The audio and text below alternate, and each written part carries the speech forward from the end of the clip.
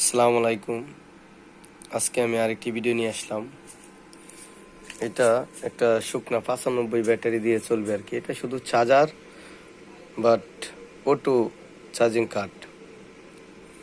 এই চার্জারটা দিয়ে আপনারা ডিসি একটা ফ্যান, দুইটা লাইট, অটোমেটিকলি ব্যাটারি কেবল দুটো আপনি ব্যাটারির মধ্যে সবসময় লাগাই রাখবেন।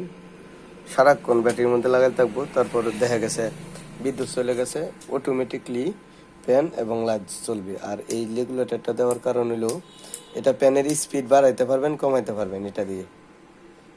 এটা দিয়ে আপনার ফ্যানের হাই স্পিড করতে পারবেন, লো করতে পারবেন।